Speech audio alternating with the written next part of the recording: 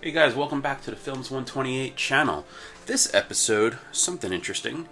So the story behind this camera here is that a friend of mine, their family friend had passed away, and while cleaning out the house they found a camera, and it seemed pretty much unused.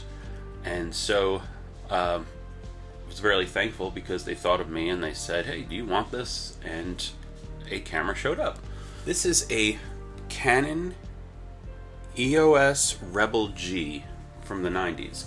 This was like when they were trying to make them as super automated and as super cool as possible while still all film because digital wasn't there yet. And this guy kept everything. I have the book, came with it. I'm talking the warranty card, the little paperwork that come with it, even the receipt.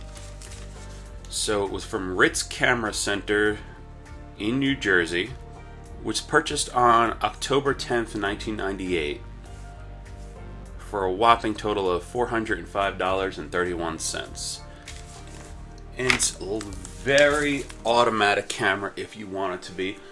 Can go all manual if you want it to be. Hot shoe. Lens that he had purchased with it, which is pretty much the default one, is a 35 to 80 millimeter. And it will do autofocus or manual focus. The very interesting, peculiar thing about this camera, I've never seen this in a camera before. When you load the film in, it takes all of your film up, and you'll see the counter going up, and basically as you're shooting, it's rewinding. Instead of advancing the photo, it's rewinding back into the canister, so when you get to that last shot, like it'll be a 36 exposure roll, when you get to 36, it finishes and that's it. It's done rewinding. I've never seen a camera work backwards before. Very, very weird. So, for this shoot, I didn't want to... It's sad. There was a lot of... They were explaining there was a lot of hints that this was probably purchased, maybe used once, maybe not, and just sat. So, I mean, I forgot to mention, even the original battery was still in the package. He had opened it, put them in, but then took the batteries back out, thankfully, because they would have leaked everywhere, and put them back in their package, and they were in with the camera bag as well. I mean, this thing looked like it there's not a scratch, there's no sign that it might have ever even been used. So, I didn't want to take it anywhere, you know, as a first try, where I needed that shot to definitely come out, because I don't know if everything was going to work. So I just took it around the house, shot some photographs of the dog outside, and just to the local park, just mess with it. Just tried different exposure settings and just checked out some stuff and see if everything comes out. And so let me show you what I shot. Again, this probably not going to be too much here, and then I don't know if there's going to be really anything to Photoshop, because like it really was just messing with it and testing it. And I'll show you pictures when we get back and some throughout the video, and then we'll talk about some of these results.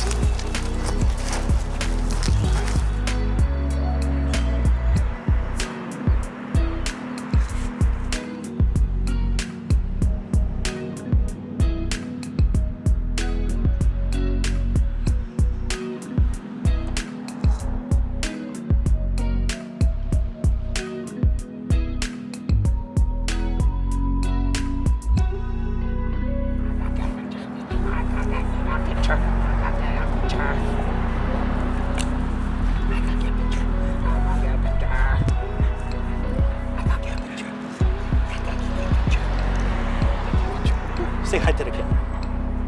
Up here. Look. Look at me. Oh, you're pictures.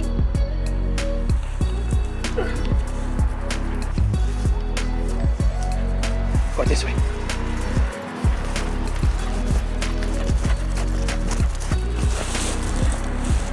Sit first.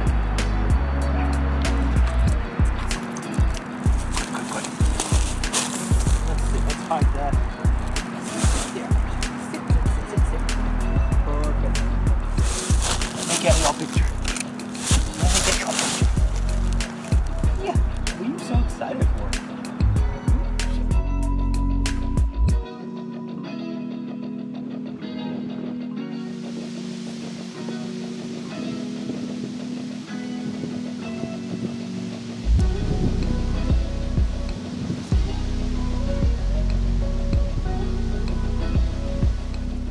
What if we go as high as I possibly can, which is 2,000ths of a second,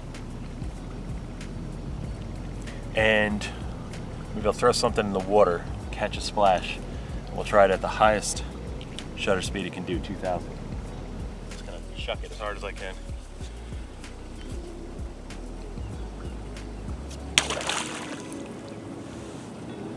We'll see.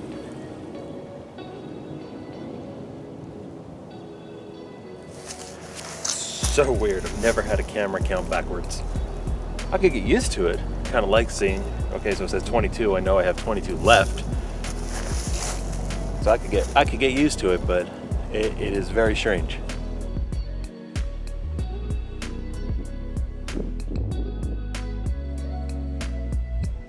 As it starts to get dark, I'm messing with these long exposures this camera can do. It can do up to 30 seconds, and then it has bulb mode. So that's really kind of cool. I did one of the turntable inside, and I'm thinking about doing one, maybe just me standing there, and as a car goes by, you'll get the streaks of light or something. But you know, just trying out some interesting, really slow shutter speed stuff. Unfortunately, though, with 800 ISO, it's going to have to be a lot darker than this to hit anything more than a second.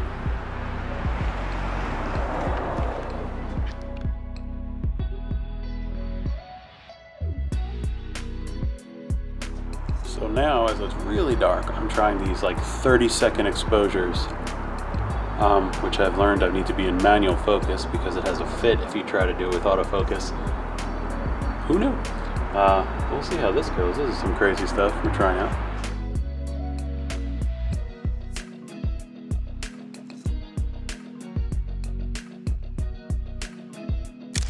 Okay, so all in all, fun shoot. While shooting, there were a few things that really were confusing. There were times where it would not fire that shutter. And I learned that once you start getting into super long exposures, which this will do like a second, 10 seconds, 15 seconds, up to 30-second exposure, just in all automatic mode, it won't actually fire if it's in automatic mode. You have to turn everything manual, and then it will let you do that. So that was interesting to find out. Some other kind of stuff that was a little... I'm running out of room here. Some other stuff that was just sort of weird. Let me show you the negatives that I got back. So, looking at the results when they came back digitally, bring this over here real quick. It was a 36 exposure roll, and I look and I got 33 items in my folder. So very strange, because I remember taking a couple. There was one where I tipped a giant log thing into the water, and I had it set to like, I think its highest was 1,000 1,000ths of a second, and I took that shot, and because I wanted to see it freeze everything. I don't have that shot. There's another one where I took like 2 separate shots of the constellation Orion, and and it was clear night. It was really, really nice. I was like, let's try it. Why not? They're not there. And I heard the camera make sound, so what I noticed, got it upside down, is, no, now I have it upside down. You can see right here, I've got just 2 frames with nothing. There's another one, let's see, right here. You can see that, there's just nothing.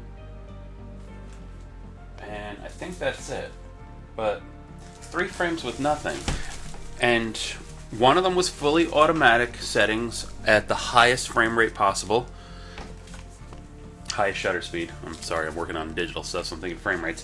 Highest shutter speed possible, and shots non-existent.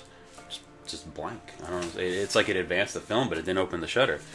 And the other one was super slow shutter speeds, and it's like, didn't even bother opening the shutter.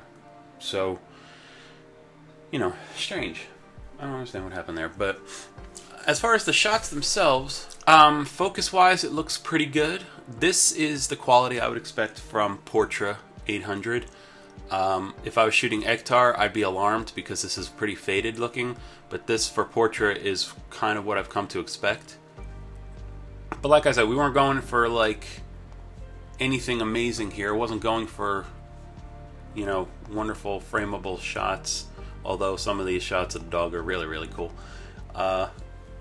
I think everything, it seems like everything's good with the camera, except, that's a nice shot, except those 3 missing frames. And that, to me, you know, if I love all the automatic features and to be able to go manual,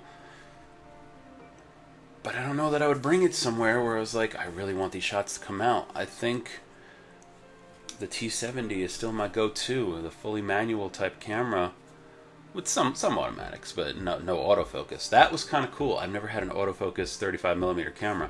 That was kind of neat a few times. Just hit the button halfway and have it, you know, you see the thing just kind of, and then you get the crisp focus. That's kind of neat. Especially if something's moving fast. Some interesting options with this. But with 3 missing frames and me not knowing why, it's like, I'll shoot it again, but I'm having trust issues in this relationship. We'll have to see on this one.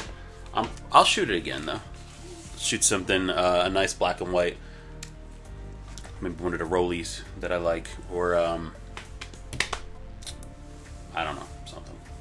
I guess that's it for the episode. Not too long, like I said, just really wanted to test this out. Thankful again to Mike for giving me this camera. Really, really appreciate him and his family for letting me have this. Episodes coming up. These episodes are kind of getting way out of order. So there might be some that I shot way back in like January or February coming out soon. So it's going to be a little weird because one episode I'll be in, you know, short sleeves. The next episode I'll be bundled up for freezing weather. But I've got some cool ones coming up. And excited to do some more color photography now that, you know, it doesn't look like just winter death everywhere. So that will be fun too. So again, thank you very much for watching. Like, subscribe, all that good stuff. Etsy channel. And I will see you next time. So excited. Wait, no, you're too old for that. Oh my god. I'm just rambling. Some other kind of stuff that was, I have got so much clutter. There's just so much going on.